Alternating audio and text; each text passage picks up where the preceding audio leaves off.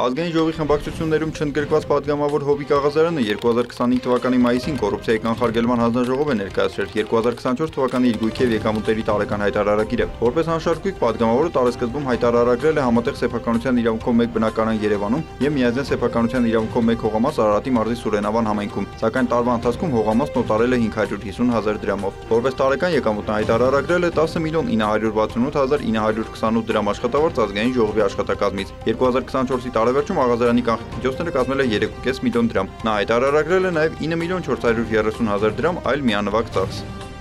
Падգամավորի որդին Հովսեփ Աղազարյանը որպես անշարժույթ հայտարարագրել է բաժնային սեփականության իրավունքով 1 բնակարան Երևանի Արաբկիր վարչական շրջանում, որը տարեվերջում պահպանվել է։ Որպես շարժական գույք նա հայտարարագրել է 2016 թվականի արտադրության Chrysler Magnishi ավտոմեքենա, որը ևս տարեվերջում պահպանվել է։ Որպես տարեկան եկամուտ Աղազարյանը հայտարարագրել է 4.543.033 դրամ աշխատավարձ էկոնոմիկայի նախարարությունից։ 2024-ի տարեվերջում նրա կանխիկ միջոցները կազմել է 500,000 դրամ։ Աղազարյանը հայտարարագրել է նաև 4.543.033 դրամ վարկի մարման ուղղված վճարումներ։